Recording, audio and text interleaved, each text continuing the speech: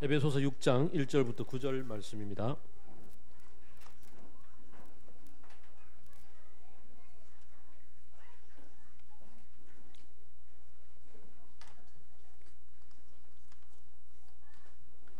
에베소서 6장 1절부터 9절 한 절씩 교독합시다.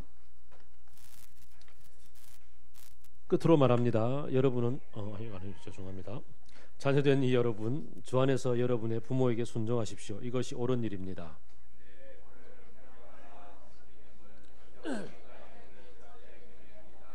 내가 잘 되고 땅에서 오래 살 것이다 하신 약속입니다.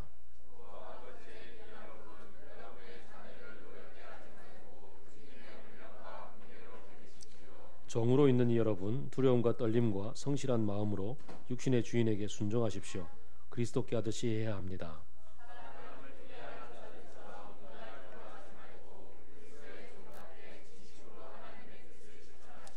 사람에게서가 아니라 하나님께 주님께 하듯이 기쁜 마음으로 섬기십시오.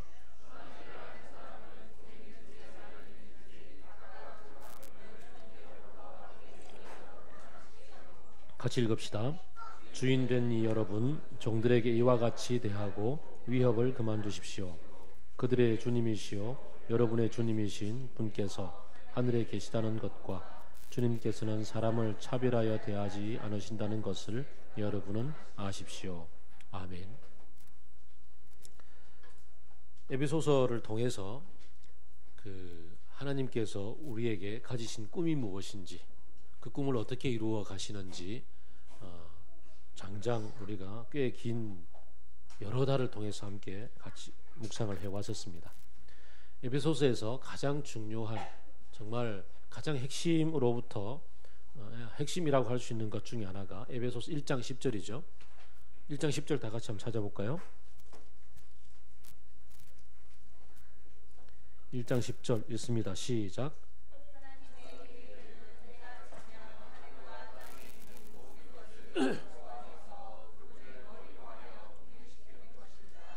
하나님의 계획은 지금 이지러지고 삐뚤어지고 왜곡되고 막혀있는 것들을 바로잡으시고 회복시키셔서 주님의 때 안에, 주님 안에서 원래 에덴 동산에서 창조하셨던 그 모습을 회복시키고 주님의 질서, 하나님의 질서를 통해서 하나 어떻게 통일시키는 것이다 라고 이야기를 합니다. 그런데 이 통일시키기 이전 지금 현재 상태가 어떻기 때문에, 지금의 모습이 어떻기 때문에 하나님은 때가 되면은 모든 것을 회복하고 통일시키기를 원하는가, 그 얘기를 하기 위해서 2장 1절부터 보게 되면은 2장 1절을 볼까요? 여러분이 예수님이 오셔서 우리를 십자가의 사역으로 불러주시기 이전의 모습, 여러분이 예수님을 알기 전의 모습이 어땠는지 얘기를 합니다. 여러분도 전에는 허물과 죄로 죽었던 사람인데 어떻게 살았다고요? 2절부터 보면 세상의 풍조를 따라 살았고 공중의 권세 잡은 통치자, 불순종의 자식들 가운데 작용하는 영을 따라 살았는데 정욕대로 살았고 육신과 마음이 원하는 대로 행했고 나머지 사람들과 마찬가지로 날 때부터 진노의 자식이었다라고 얘기하죠. 마음에 끌리는 대로 원하는 대로 사는데, 내가 하고 싶은 대로 다 하고 살면 진짜 좋을 것 같은데, 행복할 것 같은데, 가만 보니까 남들이 하는 대로 따라 사는 것이 결국은 내가 마음에 이끌리는 대로 사는 거구나, 그렇게 드러나더라는 거였고, 한 걸음 더 나가니까 이 세상에 공중권세 잡은 자라고 표현되어져 있는데 불순종의 아들들 가운데 역사하는 그 사탄 마귀의 게임에 빠져서 사는 거였구나라는 것을 알게 됩니다. 우리가 예수님을 알기 전에, 예수님을 모르고 예수님 없이 사는 삶이 내 마음대로 하고 살 것 같은데, 따지고 보면 내 마음대로 하는 게 남들이 하는 대로 눈치 보고 살고 남들 하는 대로 따라 살고, 그 남들은 또 어떻게 사느냐 하면은 이 세상에서 우리에게 욕심을 팍팍팍 심어주고 있는 그 사탄을 따라서 살더라는 거죠. 결국은 내 자유롭게 살 것 같은데 자유가 아니라 내가 누군가에 매여서 사는 거죠. 다른 사람에 매여 살고 그 다른 사람은 또 누구에 매여 살고, 그래서 누군가가 우리를 조종하는 거기에 매여 사는 것으로부터 벗어나고 해방되어서, 그래서 하나님의 질서 안에서 통일시키는 것이 이 바울을 통해서 우리에게 들려주고 있는 하나님의 꿈이라고 얘기하죠. 통일되는 데 있어서 하늘과 땅에 있는 모든 것들이라고 했습니다. 그러니까 우리가 생각하고 있는 모든 것들, 우리가 누리고 있는 모든 것들, 보이는 세계와 보이지 않는 모든 세계들, 자연의 모든 피조물들까지 다 통일시킨다라고 얘기를 하죠. 로마서 8장에 얘기할 것 같으면 모든 피조물이 썩어짐의 종로로 타고 있다고 얘기를 합니다.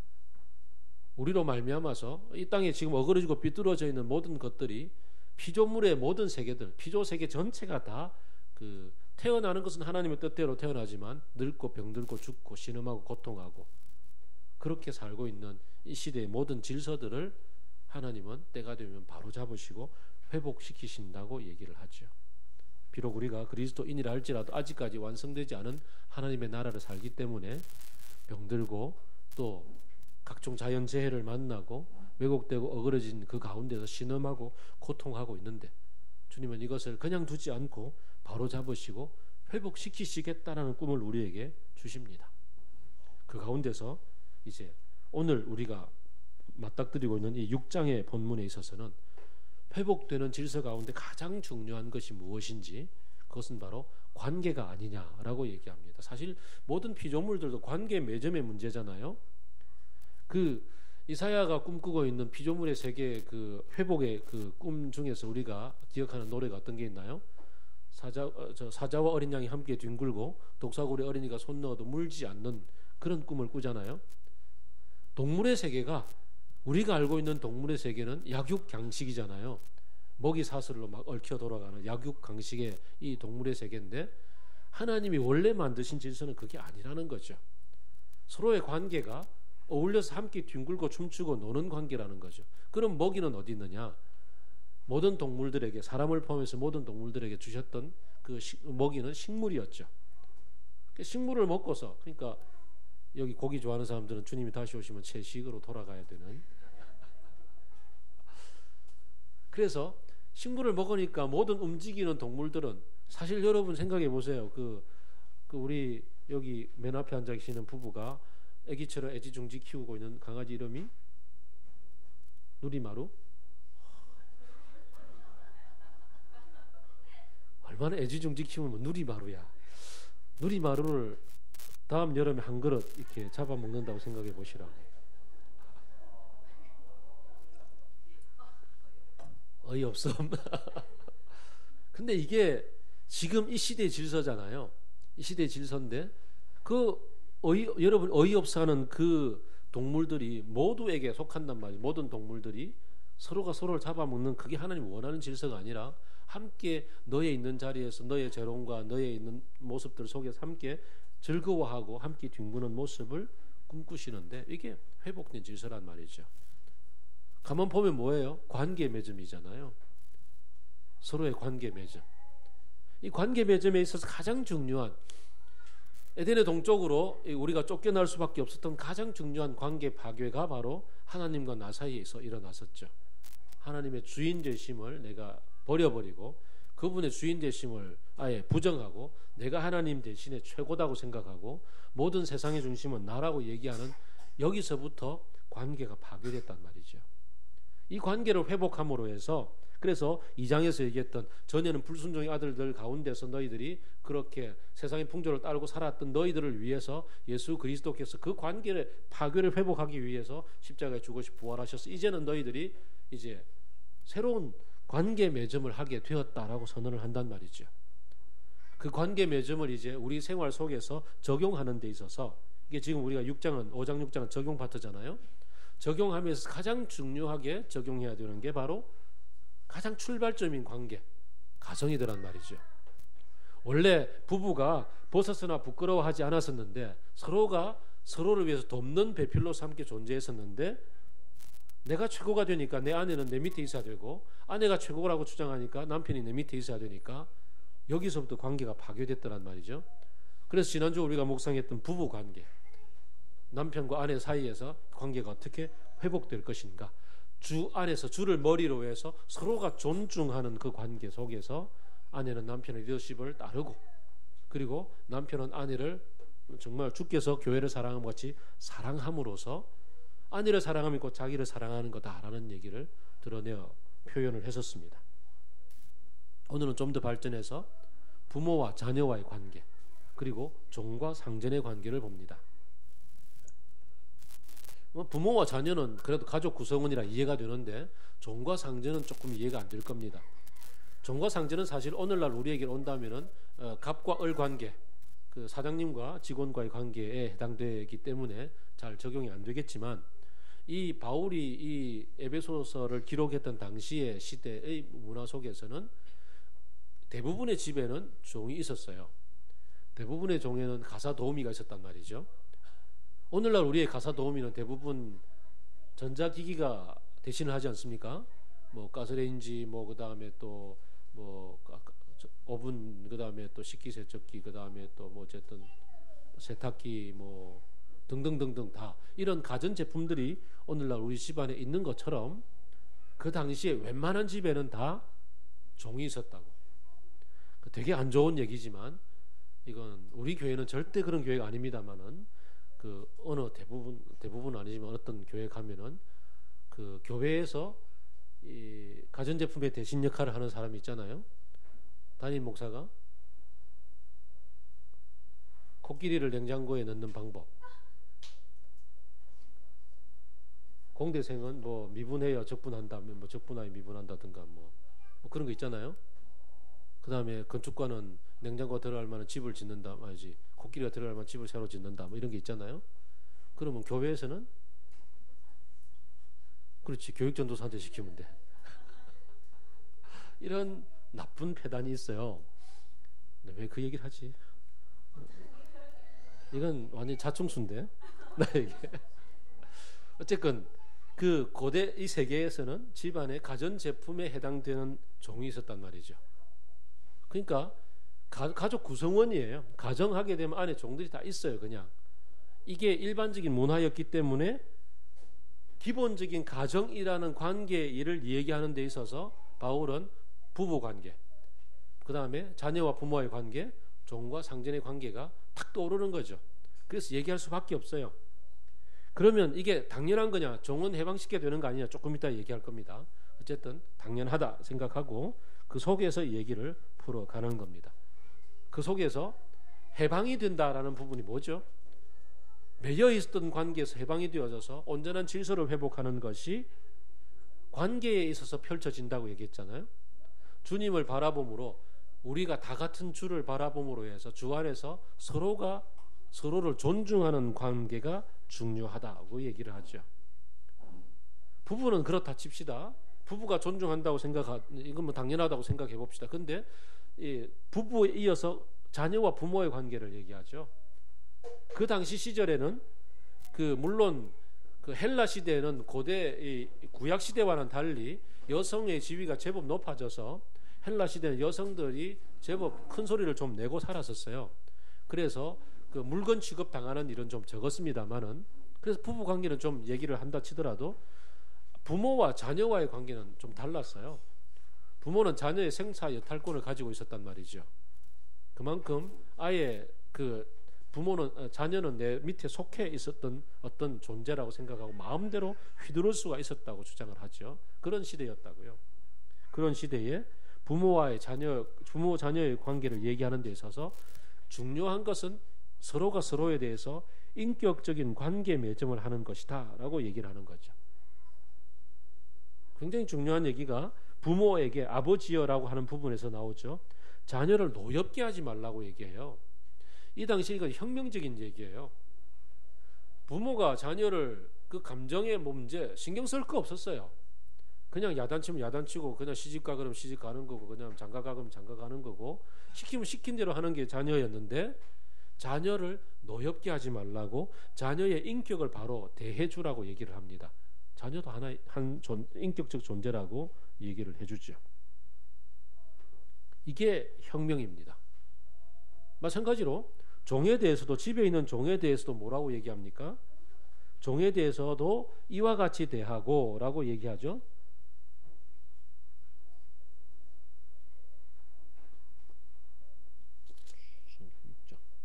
주인되니 여러분, 종들의 이와 같이 대하고 위협을 그만두십시오. 종을 그냥, 여러분 세탁기가 말을 안 듣잖아요. 그럼 어떻게 해요? 발로 한 대 차면 듣잖아요. 그죠? 세탁기 말하는 놈 한 대 치고, 그 다음 전자레인지 말하는 놈 한 대 패고 이러잖아요. 종이 말을 안 들으면 한 대 패면 되는 거잖아. 이게 일반적인 거였어요. 근데 패지 말라는 거죠. 위협하지 말라는 거죠. 그 또한 인격이라고 얘기하는 거죠. 이 얘기는 그리스도 안에서 회복된 질서로 살아가는 사람으로서는 굉장히 이게 신선하고 충격적인 얘기일 수밖에 없는 거죠.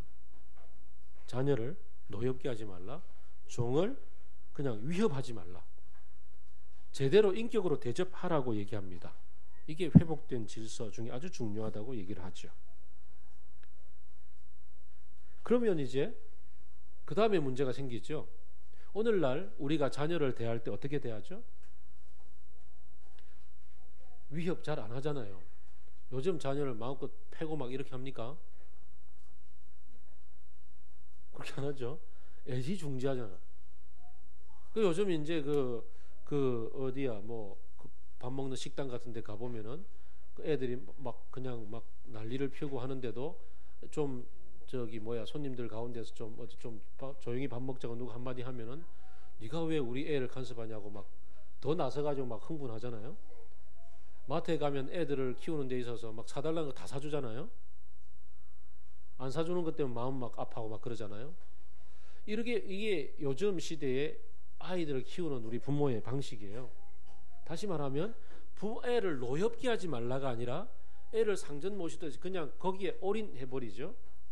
애는 다 부리잖아요. 그냥 저는 이제 지난 목요일로 끝났을 것 같았어요. 상전 모시듯 하는 게. 근데 아니더라고. 끝났다고 막 그냥 면접이 남았다도 아니 끝났다고 아빠 핸드폰 해야 돼. 그리고 데리고 가서 핸드폰 하고, 어제는 내 설교 준비 바쁜데 아빠 렌즈 해야 돼. 그래 또 렌즈 사주고. 내가 지금 애를 지금 고발하는 거죠 지금.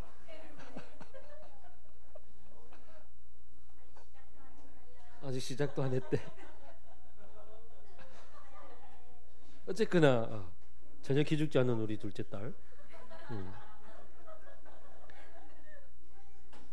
이런 부모가 자녀를 인격적으로 대하면은 자녀는 그럼 이것을 참 영악하죠. 아이들은 어릴 때부터 이용하죠. 어릴 때부터 이것을 잘 이용해요. 부모 중에서 누가 야단을 치는데 옆에서 애 편을 드는 사람이 있다. 그러지 마라 그러면 애는 그걸 간파하고서 즉각 말리는 사람 편을 탁 들죠. 즉각 붙어서 그냥 그럽니다. 어쨌든 우리들 속에 있는 이 죄성의 유혹은 항상 어느 곳에서나 드러나게 마련인 거죠. 부모가 자녀를 노엽게 하지 않고 인격적으로 대한다는 것은 자녀의 입장에서는 그것을 역이용해서 자기 마음대로 부모를 부리라는 것이 아니라, 이런 상황 가운데서 자녀는 어떻게 해야 되는가? 이 종을 그냥 막 패고 부리던 시절에 종을 인격으로 대하라고 얘기해서 주인이 그리스도인이 된 다음에 종을 인격으로 대할 때 이 종은 옳거니 그러고서 이 상황을 어떻게 자기에게 유리한 쪽으로 사용할 것인가가 아니라, 그 상황 가운데서 자기는 그리스도인으로서 어떻게 주인을 대할 것인가, 이런 상호 입장이 오늘 본문 속에 잘 녹아 있는 거죠. 이런 전제 속에서 이 얘기를 들어야 하는 겁니다. 그렇지 않으면은 그냥 하나의 율법 조항처럼 들리고, 그냥 그 십계명에 주어졌던 하라 하라 말라 말라의 계명처럼 들리거나 도덕 교과서처럼 들리게 되는 거죠. 주님은 우리들 속에 관계의 회복을 꿈꾸시고, 회복된 관계가 되었을 때 어떤 일이 벌어질 것인가에 대한 그림을 들려주시는 거고, 그 회복된 그림을 우리가 누리기 위해서는 항상 우리가 기억해야 되는 것은 주님의 꿈을 향해서 나아가는 방향하고, 뒤에서 우리를 유혹하고 있는 이 죄의 이 끌어당김을 이게 벗어버리는 것하고 두 가지가 항상 존재한다는 것을 기억해야 되는 거죠. 이 두 가지를 가지고서 오늘 본문을 바라봅시다. 자, 자녀된 이 여러분, 이런 상황 가운데 어떻게 하라고요? 부모에게 순종하라고 얘기하죠. 부모에게 순종하는 것은 지금 시대에 그냥 툭 던져진 게 아니라 하나님이 창조 질서 가운데 있었다고, 십계명 가운데서도 부모를 공경하라 하는 것이 약속이 주어져 있던 첫 번째 계명이다라고 이야기를 합니다. 그 부모를 공경할 때 어르고 달래는 듯이 그 아주 이게 초등학생 다루듯이 지금 기록을 하고 있는 거예요. 네가 잘 되고 땅에서 오래 살 것이다라고 그 약속까지 들려주면서 부모를 공경하라고 얘기를 하죠. 자녀된 입장에서 부모를 바라볼 때 부모가 비록 모자람도 있고 예를 들어 가지고 나는 대학원 박사까지 받았는데 나를 키우신 부모님은 요즘 세대는 좀 아닙니다만 예전 시대 같으면 나를 키우신 부모님은 무학이었고 뭐 초등학교밖에 안 나오고 이럴 수도 있잖아요. 엄마 보고 막 무식하다고 막 그냥 대놓고 그냥 갈구고 이렇게 하면 안 된단 말이죠. 그래서 부모님의 말씀 속에 숨겨져 있는 그 사랑과 진심에 대해서 공경하는 마음으로 대하라. 오늘날처럼 이렇게 나이가 이렇게 100세 시대를 살아가면서 이제 그 부모님은 여전히 생존해 계시고 그 부모님을 복양하는 아들도 60이 넘어가고 70까지 살아가는 이런 시대를 살면서 이제 부모님의 입장에서 바라볼 때 아이들이 이게 나이 드신 부모님을 그냥 예를 들어서 이런 거지. 그 풍이 왔다든가 그다음에 뭐 질병이 생겨서 어눌하고 뭔가 치매가 와서 힘들어지고 이런 상황들을 만났을 때 부모님을 대하는 자식의 태도가 어떤가?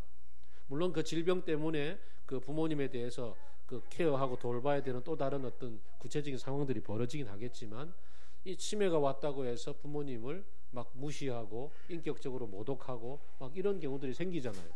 요즘 그 요양병원에 가보게 되면은 분명히 정신은 멀쩡한데 몸이 망가져 있는 어떤 그런 부모님 어르신들을 간호사들이 막 대할 때 그 혹은 그 간병인들이 대할 때 자기들도 지치고 힘드니까 막 대하다가 어느 한 노인이 침대 밑에다가 시를 하나 편지를 하나 썼던 것을 간호사들 읽고 막 울었다 그랬잖아요. 내 비록 몸은 움직이지 않지만 내 마음은 아직까지 젊은이답게 그 홀홀 날고 싶고 뛰어다니고 싶고 그렇다고 뭐 이런 편지를 썼던 것을 간호사들이 읽고 충격받았다는 얘기가 있었는데 그런 것처럼 부모님의 마음 속에 영혼 속에 정신 속에 존재하고 있는 어른다움을 충분히 존중해 주면서 우리가 이제 부모님에 대해서 이제 여러분도 이제 앞으로 부모님 연로하면은 때로는 이제 몸을 못 움직이고 목욕도 시켜 드려야 되고 여러 가지 한단 말이죠. 그럴 때 어떻게 그 존중해 드릴 것인가 마음속에 새겨야 되는 거죠. 그럴 때 내 마음대로 막 부리듯이 이렇게 하고 이렇게 하는 게 아니라는 얘기죠. 부모님의 입장에서는 자녀를 뭐 어린 아이라 할지라도 인격으로 대하고 존중해 주는 것처럼 회복된 관계 속에서 부모님을 만날 때 우리가 어떻게 해야 되는가 순종하라라는 말씀이 다가옵니다. 특별히 우리 사춘기를 보내는 우리 둘째 딸이요. 자, 부모님에게 순종하고 존중한다는 것이 무엇인지 우리가 자녀된 입장에서 충분히 생각해야 되는 것, 방향이 저기 있다는 거죠. 그리고 어떻게 날 뒤에서 끌어당기고 있는가. 그 다음에 어른, 아버지 여러분 이렇게 되죠. 아버지 여러분, 자녀를 인격적으로 대해 주십시오. 이건 이제 오늘날 잘해요. 많이 훈련이 됐어요. 그러면서도 욱할 때가 있잖아요. 그래서 내가 마음이 상해 있을 때 그럴 때 애는 애라서 똑같은 행동을 하는데 거기에 대해서 내가 내 감정 상태가 다르다고 해서 어떤 때는 허용했다가 어떤 때는 그냥 막 보록 소리를 지르기도 하고 이런 휘둘리지 말라는 얘기도 포함되겠죠. 그런 구체적인 것뿐 아니라 두 번째 더 중요합니다. 두 번째 뭐죠? 주님의 훈련과 훈계로 가르치라라는 부분이죠. 부모에게 자녀를 주신 이유가 뭔가요? 하나님이 자녀를 주신 이유는 그가 온전한 인격으로 자랄 때까지 우리가 주님의 깃발이 되라는 얘기죠. 출애굽을 했을 때 그 아말렉과의 전쟁을 했었습니다. 오다가 막 전쟁을 하게 되는데 그때 모세가 산 위에 올라가서 손 들고 있었죠. 기억납니까? 손이 올라가면 전쟁에서 이기고 여호수아는 밑에 전쟁하는데 손이 내려가면 졌어요. 손 들고 뭐 했을까요? 기도했겠죠. 축도 자세요. 축도 자세. 이렇게 기도하니까 이기고 기도를 쉬니까 졌단 말이지. 이렇게 해석할 수도 있습니다. 물론 손 들고 지가 할 일이 없으니까 기도했겠죠. 근데 이 장소의 이름을 뭐라고 했죠? 여호와 니시라고 했죠. 여호와의 깃발이라고 했다고요. 전쟁에서 가장 중요한, 고대 전쟁에서 가장 중요한 것은 군기잖아요. 군기. 하나님의 군대에 깃발을 들고 있는 거예요. 이건 모세는 기수였다고. 하나님의 깃발을 들고 있을 때, 하나님의 이 깃발이 펄럭펄럭 하고 있을 때 전쟁에서 이겼단 말이죠. 부모됨이라는 것이 자녀 앞에서 여호와 니시죠. 부모를 통해서 하나님을 보는 거예요. 부모님을 통해서 하나님의 인격을 만난다고요. 내가 자녀를 인격으로 대하는 모습 속에서 아이들은 자라면서 하나님의 이미지가 아버지의 이미지와 연결되어져서 인격적으로 대해 주시는 하나님을 만나는 거고, 내가 엄부여서 그냥 변덕쟁이여서 자녀를 마음껏 내 감정대로 휘둘러서 그냥 그렇게 살아왔다면, 그러면서 내가 그리스도인이라면 나를 통해서 바라보는 하나님의 이미지는 변덕쟁이 하나님인 거죠. 옛날에 우리 부모님들 그 모태신앙들 가운데 그런 간증들이 있잖아요. 어릴 때부터 성경 석장 안 읽으면 밥 안 주고 용돈 안 주고, 그 다음에 이제 80년대 이후에는 큐티라는 게 보급이 돼가지고 큐티 안 하면은 아예 돈도 안 주고 밥 굶기고 막 이랬던 거. 그러면 뭐예요? 큐티라는 것은, 큐티를 통해서 만나는 하나님은 자기 안 찾으면 용돈 안 주시는 하나님인 거죠. 이런 하나님을 만나고 살게 된단 말이죠. 부모는 깃발인 거죠. 부모를 통해서 하나님을 만나게 되니, 부모가 된다는 것은 자녀들을 하나님의 말씀과 훈계로 양육하고 가르치는 거죠. 그냥 얼르고 달래는 것으로 옹냐옹냐 모든 것 다 들어준다고 되는 문제가 아니라, 인격적으로 대할 뿐만 아니라 인격적으로 뭘 해야 되냐면 하나님이 누구신지를 가르치고 그들이 만날 수 있도록 도와주는 통로가 되는 그 깃발, 지팡이가 된단 말이죠. 이게 부모의 입장이라는 것을 기억해야 됩니다. 그런 면에서 우리가 지금 대부분의 아이들이, 우리 교회 대부분의 아이들이 영유아부에 속하기 때문에 여러분들이 영유아부 예배를 다른 이들에게 맡기지 않고 부모들이 함께 나서서 예배를 드리지 않습니까? 굉장히 중요하고 굉장히 바람직하고, 그리고 제가 막 어느 곳에 가서도 막 자랑하잖아요. 근데 여기서 끝나면 안 될 것 같다고요. 좀 더 발전해서 그 예배 마치고 공동 놀이하는 것만 준비할 게 아니라 일주일간에 함께 우리가 가정에서 어떻게 말씀으로 양육할 것인가에 대해서도 같이 공동 육아의 개념으로서 의논하고 고민하고, 그래서 신앙의 양육에 평소에 내가 주일이 아닌 6일 동안의 가정에서 일어나는 이 양육을 토대로 여기 와서 함께 또 예배를 드리고 함께 공동 활동을 하는 데까지 이어지면 좋겠다는 생각이 들고, 또 실제로 그런 요소가 대부분이 되게 많잖아요. 아빠가 설교를 하고 엄마가 설교를 하는데, 오늘 본문 설교를 하는데 집에서 보였던 엄마와 아빠의 모습은 그 본문하고 다르면 그 아이는 뭐라 그러겠어요? 집에서는 안 그러던데 그럴 거라고. 이제 그건 이제 저는 뭐 뼈저리게 느끼고 있잖아요. 매주 설교를 하는데 우리 아이는 아빠는 집에서 안 그러면서 이러면 이제 난리가 나고 큰일 나는 거죠. 이제 여러분이 그 모든 마음들을 같이 자녀들 앞에서 느끼고 있고 이어지는 가정교육까지 포함해 봅니다. 그래서 양육의 책임이 있다는 거 기억합시다. 오늘날 우리들이 대부분 어떻게 양육하나요? 대부분 신앙교육은 주일학교 선생님에게 맡기고, 주일학교 전담 교육자에게 맡기고, 그 다음에 학습은 학교 선생님과 학원 교사들에게 맡기고, 나는 돈 지불하고 시간 관리만 하면 되는 거라고 생각하죠. 대부분의 부모가 그렇게 관리자, 매니저먼트로서 살아간다고. 그게 아니라 아이의 전인격적인 부분에 있어서 나를 통해서 하나님의 형상으로 자라나간다는 기억을 할 때 이 막중한 양육의 책임 어떻게 감당할 것인가. 우리 부모들은 앞으로 자주 그런 부분에서 토론하고 대화하고 교육하고 함께 공동육아를 같이 감당해 갔으면 좋겠다라는 꿈을 함께 나누어 봅니다. 특별히 이 일을 하기 위해서 지금 그렇게 머리 싸매며 몇 달간 가정교회도 팽개치고 박사학위 논문을 제출했잖아요. 한 자매가. 그죠? 이제 박사학위를 받고 나서 이 맑은물 교회의 이 신앙 양육, 가정 교육, 부모 교육에 총 책임을 질 줄로 믿습니다.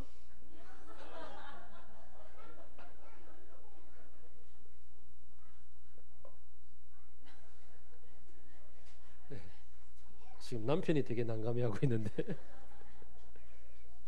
자, 그 다음 갑시다. 직분들 생겨달래. 이제 종과 상전으로 가봅시다. 참 중요한 주제죠. 상전에게 얘기합니다. 상전부터 봐야 됩니다. 9절입니다. 여러분의 주인이 하나님이시지 않습니까? 그러니까 갑을 관계로 친다면 여러분이 지금 을에게 마음껏 지금 갑짓을 해야 되는데 여러분에게 갑이 위에 계신다는 걸 기억하십시오. 라고 아주 협박을 합니다. 협박을. 그 다음에 주님은 똑같은 본문에 골로새서로 가게 되면은 골로새서에서는 주님이 마지막 날 여러분이 한 대로 심판하십니다까지 얘기를 합니다. 여러분이 어떤 행동을 했는지 그것을 가지고서 심판하십니다. 그러니까 여러분이 하나님의 주인 되신 하나님이 여러분을 어떻게 대해 주시는지를 여러분이 알고 그 모습 그대로 여러분의 종들을 대해 주십시오라고 이야기를 합니다. 이게 그 당시에 바울이 너무나 일반적인 상황이었던 이 가정 안에서의 종과 상전과의 관계 속에서 내어놓을 수 있는 그 아주 모래알 하나하나가 변혁되어지는 그런 변혁의 꿈이었습니다. 가정들이 바뀌어지라는 거죠. 초대교회는 그런 부분에 있어서 사회혁명에 대한 얘기, 어떤 사회체제 전체를 뒤바꾸는 일까지는 엄두를 못 내었습니다만은 실제로는 그런 일을 해버렸단 말이에요. 왜냐하면 가정 안에서 종과 상전의 관계가 뒤바뀌니까 이런 가정들이 막 늘어나니까 사회 전체가 이것을 위협으로 대하는 거죠. 로마 사회의 주류가 이럴 수가 있느냐, 이건 놔뒀다가는 안 되겠다라고 이것을 아주 사회적으로 간주하고 대핍박을 감행을 하고 초기 100년간 10차례나 진짜 그리스도인들을 잡아다가 그냥 사자굴에 던지기도 하고 나무 기둥 사이에 꽂아놓고서 톱을 켜기도 하고 그 다음에 또 그 배부른 사람들은 배꼽에다가 심지 꽂아가 밤을 밝히는 횃불로 사용하기도 하고 이런 끔찍한 일들을 자행을 했다고요. 그렇게 기독교를 10차례나 핍박하게 되었던 배경은 사회 변혁에 대해서 체제 전복에 대한 얘기를 하나도 하지 않았음에도 불구하고 가정 속에 있는 종과 상전의 관계에서 종들을 대하는 상전들의 태도가 바뀌니까 사회 위협 세력이 되더라는 것을 보는 거죠. 참 이게 오늘날에도 여전히 유효하다는 걸 생각해 봅니다. 우리가 교회로 모일 때 이 교회 안에서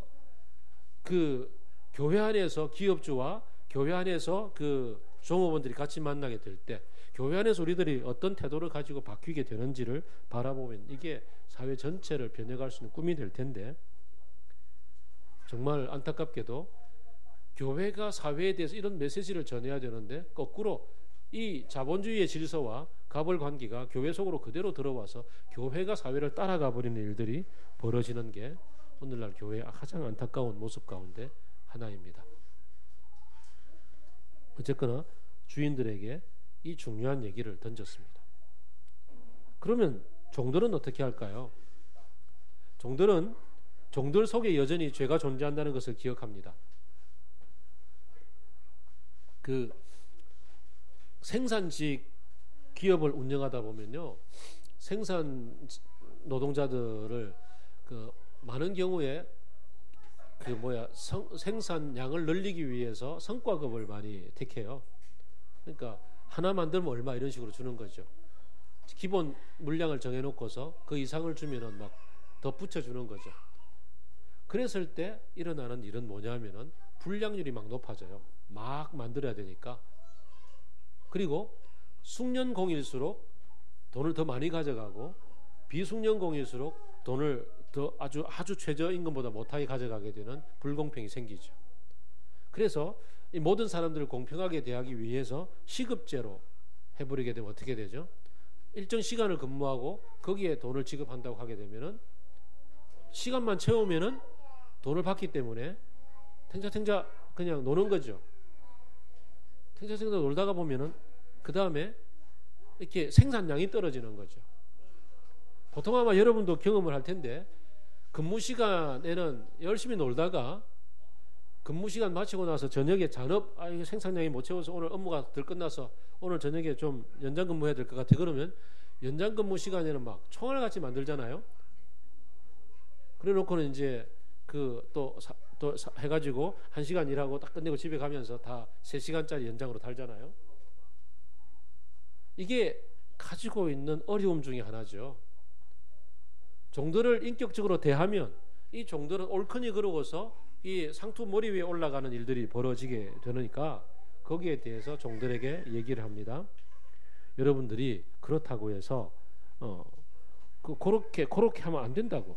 두렵과 떨림으로 성실한 마음으로 육신의 주인들을 순종하고 그리스도께 하듯 일을 해야 된다라고 이야기를 하고 사람들을 기쁘게 하듯 눈가림으로 아웅하지 말고 그리스도의 종답게 진실한 마음으로 뜻을 실천하라라고 이야기합니다.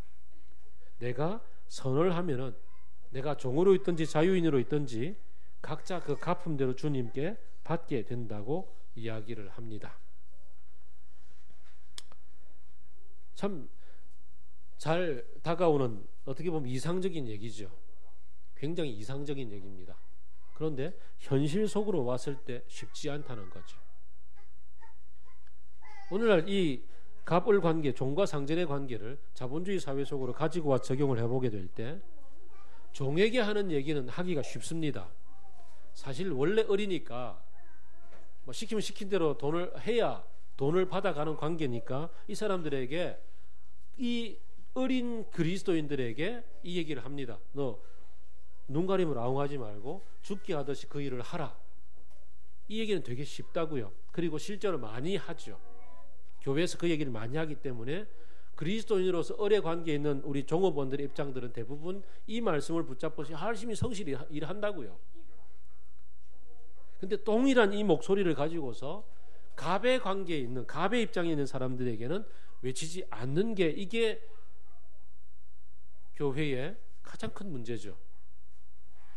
갑의 입장에 있는 사람들에게도 너희도 이와 같이 하라라고 얘기하잖아요. 오늘 본문은 너희도 너희 상전인 죽게 하듯이 종들을 대하고 너희 상전이 죽게 있다는 주님이 너희 상전이라는 걸 기억하고 주님이 어떻게 사람들을 대하는지 그 방식을 가지고서 종들을 대하라고 얘기하는데 이 얘기는 목소리를 꿀떡 삼키는 게 오늘날의 입장인 거죠. 참 어렵고 힘든 주제입니다. 이럴 때 어떻게 해야 되는가? 여기에 대해서 우리는 하나님이 다른 본문을 통해서 동일하게 말씀들을 이렇게 보완해 주는 걸 보게 됩니다. 하나님은 이 땅에 억울하게 고통당하는 사람들의 그 신음소리를 외면치 않는다고 얘기하시죠. 이 땅에 있는 수많은 고통에 당하는 사람들의 얘기를 그 귀를 기울이시고 그 얘기를 들어주신다고 얘기합니다. 계시록 4장부터 8장, 9장까지 쭉 보게 되면은 그 예배의 상황이 나오는데요. 예배 가운데서 하나님이 찬양 받으시고 모든 많은 물소리와 같은 찬양, 우리와도 같은 찬양 소리 속에 하나님의 보좌가 그 가운데 있는데 어느 순간 그 한 30분 정도 만물을 전체를 조용히 시키는 때가 있다고 해요. 그때에 하나님은 귀를 기울이시고 들으신다고요. 뭘 듣느냐 하면은 성도들의 기도가 금대접에 담겨서 올라오는데 이 기도 소리를 들으신다고 얘기하죠. 그리고 5장에 보게 되면 그 기도가 나오는데 그 기도는 하나님이여 우리의 이 고통을 언제까지 외면하시겠습니까? 우리의 이 억울함을 언제까지 참으시겠습니까? 빨리 풀어주소서라는 이 외침의 소리를 하나님이 귀 기울여 들으신다고 얘기하죠. 그걸 듣기 위해서 모든 찬양 소리까지 다 일시에 조용히 시키시고 귀를 기울여 들으시고 그 기도를 받으시고 그 기도를 향로 속에 넣어서 향은 정화시키잖아요. 그래서 우리의 기도를 정화시키시고 향로를 세상 속으로 던지십니다. 던지면서 세상에 대한 심판이 시작이 되거든요. 억울한 자의 기도를 들으시고 억울한 자의 기도를 해결해 주시기 위해서 하나님은 던지신다고요. 심판을 행하신다고요. 정의를 행하신단 말이죠. 이게 하나님의 또 다른 말씀이라고요. 이 땅에 우리가 살고 있는 이 시대에 돈이 우상이 되어져 있고 돈 때문에 모든 질서들이 사로잡혀 있고 그래서 그 속에서 갑을 관계도 참고 견뎌야 되는 이런 시대 속에서 갑이 영원히 갑질을 하려고 덤벼드는 그곳에서 하나님은 억울한 자들의 얘기를 들으시고 그 소리에 귀를 기울이시고 바로잡으시기 위해서 나서신다고요. 그게 바로 하나님 나라의 정의를 행하시는 거고 그 속에 때로는 하나님의 교회를 사용하시고 하나님의 성도들을 사용하시고 이 땅의 질서를 바로잡기 위해서 나서시는 그 일들을 하시죠. 지금 우리가 그 한 달 동안 계속되고 있는 이 촛불 시위를 하나님이 억울한 자들의 그 막힌 소리들을 들으시고 풀어주시기 위해서 기가 막히게 그렇게 태블릿 PC가 발견되도록 만드시고 그리고 그 뒤에 여기까지 이끌어 오시지 않았는가 우리는 그렇게 생각을 해 보는 거죠.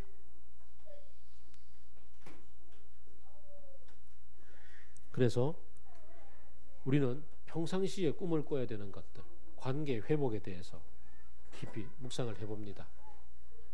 내가 어느 쪽에 있든지 간에 사회의 다면적인 관계 속에서 자녀로 있을 수 있고 부모로 있을 수 있고 종으로 있을 수 있고 상전으로 있을 수가 있고 부부관계 속에서 같이 지낼 수가 있는데 이 관계 속에서 바라봐야 되는 방향이 무엇인가?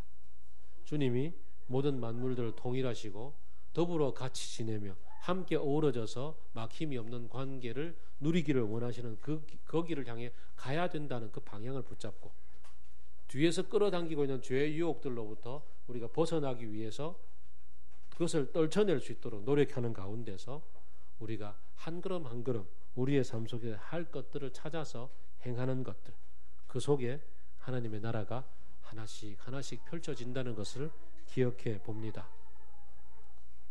아주 구체적인 적용들이죠. 그 속에서 우리가 뭘 할 수 있느냐, 무엇을 바라보고 무엇을 꿈꾸느냐, 거기에 따라서 하나님은 우리를 더 이렇게 한 걸음 더 뛰어나가게도 만드시고 새로운 상상력으로 이끌어 가시기도 하고 정말 다양하게 하도록 만들어 주십니다. 하나님은 우리를 기계로 다루지 않고 창조적인 당신의 형상으로 따라 지었습니다. 그러니 우리가 부부관계, 자녀와 부모의 관계, 종과 상전의 관계에 대해서 이 만물과의 관계들에 대해서 어떻게 하란 말이냐에 대해서 구체적인 것들은 상황 속에서 우리의 창조성을 통해서 마음껏 만들어낼 수 있고 이 꿈을 펼쳐낼 수가 있습니다.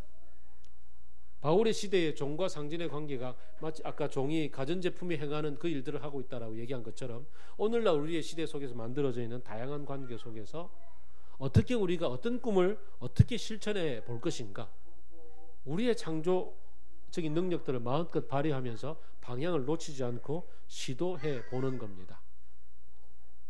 우리는 다음 주에 송구클럽 멤버들과 같이 오후에 예배를 드립니다. 송구클럽 멤버들이 이 시대에 왜곡되고 어그러지고 삐뚤어져 있는 모든 만물이 신음하고 고통하고 있는 그 질병 가운데 하나를 경험하며 살고 있잖아요. 그걸 몸에 지니고 살고 있잖아요. 그런데 그 질병에 대해서 뭐 그냥 무시하거나 왜곡하거나 혹은 버려버리지 않고 그 질병을 같이 우리 사회 속에서 같이 살아갈 수 있도록 도와주는 클럽하우스의 모습을 그 체계를 가지고서 물론 중증에서는 좀 벗어났습니다만은 같이 어울려 지낼 수 있도록 그 꿈을 실천하고 실현해내고 있는 그런 곳이 송구클럽이잖아요.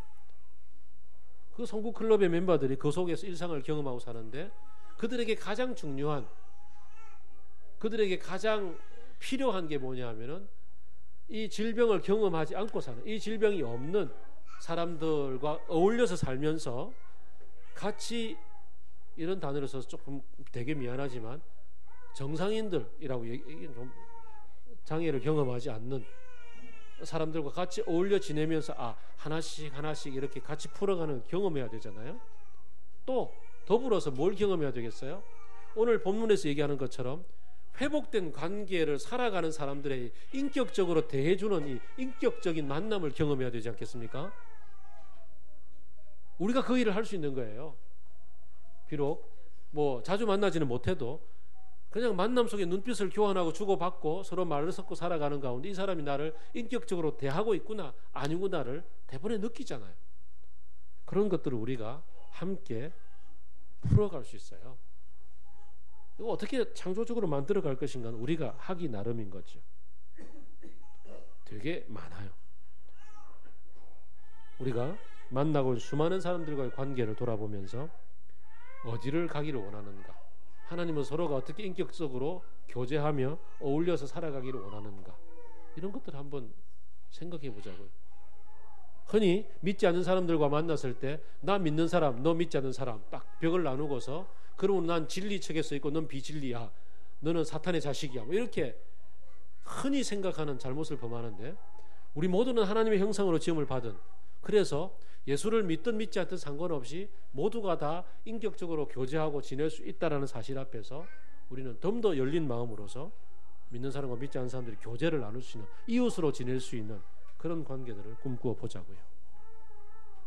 되게 산만하게 얘기를 많이 흩어놓았습니다만 정리하면 그렇죠. 어디를 바라보고 사람들을 만날 것인가죠. 에베소서 1장 10절이 꿈꾸는 것, 예수 그리스도 안에서 모든 만물들이 에덴에서의 질서를 회복하고 그 하모니를 누리는 그 관계를 꿈꾸며 서로를 바라보고 만남을 이어가자고요. 기도하겠습니다.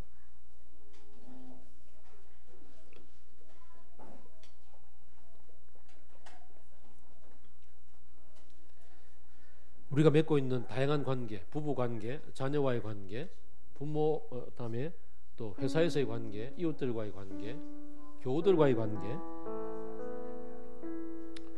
주님, 나는 어떤 태도로 사람들을 만나고 있는가? 내 속에 숨겨져 있는 죄성은 어떤 것인가? 나를 주장하고 나를 드러내고 싶은 그런 욕구로부터 한 사람 한 사람을 존중하는 태도라는 것은 무엇인가?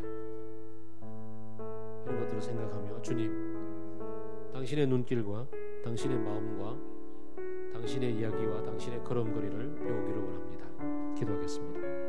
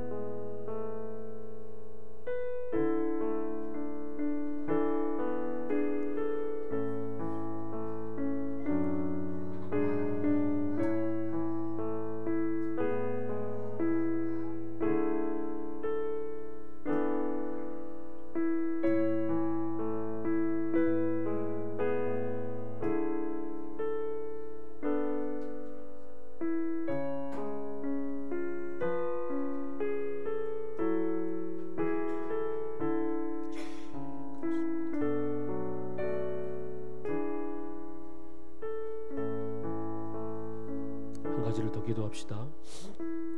왜곡되고 얼어지고 삐뚤어진 모든 피조물도 신음하고 고통하는 이 시대를 살아가면서 우리도 어쩔 수 없이 경험하고 있는 아픔과 질병과 또 혹은 억압의 고통 속에서 신음하고 있는 우리가 그 당사자일 수도 있고 또 내 주변에 그런 사람들을 함께 만나고 그들의 아픔 속에 같이 합하며 살아갈 수 있는데, 주님, 이 왜곡을 풀어 주옵소서.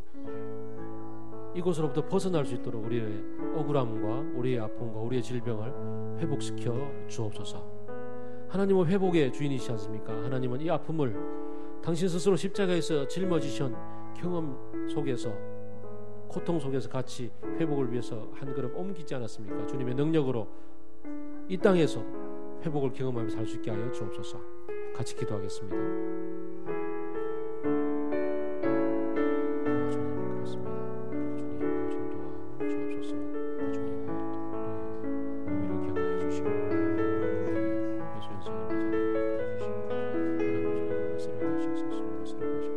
하나님을 회복시켜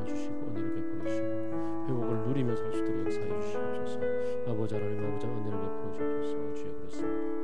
당신을 살려주시옵소서. 오 주님 은혜를 베풀어 주시옵소서. 오 주님 마음을 높이시고 은혜를 주님의 살려주소서. 오 아버지 하나님 아버지 하나님 도와주시옵소서. 아버지 하나님 역사하여 주시옵소서. 마지막으로 한 가지를 더 기도합시다. 어제도 우리는 전국적으로 100만의 사람들이 촛불을 들고 모였고, 또 다음 주에도 또 거리에서 촛불을 들고 나가야 되는 이 안타깝고 힘들고 어려운 시기, 고통의 시기를 살아갑니다. 주님, 정말 주님이 위임하셔서 주님께서 당신의 나라의 공의와 정의와 사랑을 가지고서 그렇게 질서를 유지하며 살아가려고 그렇게 주셨던 이 나라의 정부의 질서가 사리사욕에 눈먼 어떤 사람들로 왜곡되고 삐뚤어지고 고통당하게 되는 이 현실, 주님이여 개입하셔서 바꾸어 주시옵소서. 우리의 촛불 들고 나서는 이 모든 국민들의 염원들을 들어주시고 참 빨리 해결이 될 수 있도록 도와주시고 회복의 역사를 경험하며 정의가 세워지는 역사를 보게 하여 주옵소서. 하나님의 이 땅을 불쌍히 여겨 주옵소서. 같이 기도하겠습니다. 주님 그렇습니다. 엄한 마음을 들고서 위헌 사태가 벌어지지 않도록 오 주님이여 정권자들을 막아주시고 이 땅의 정권이 하나님 앞에서 위임받은 그 겸손함을 배울 수 있도록 도와주시고 아버지 하나님 앞에서 국민으로부터 모든 것을 받았던 그 겸손함으로서 다시 돌이킬 수 있도록 도와주시고 오 주님이여 도와주시옵소서. 하나님의 회복의 질서를 하여 주시고 하나님 나라의 정의와 사랑이 펼쳐질 수 있도록 하나님의 역사하여 주시옵소서. 오 주님 은혜를 베풀어 주옵소서. 오 주님 역사하여 주시옵소서. 우리 모두가 또한 그 자리에 있게 될 터인데 하나님이여 이 외침을 무시하지 말아 주시옵고 이 외침에 응답하여 주시옵고 이 외침을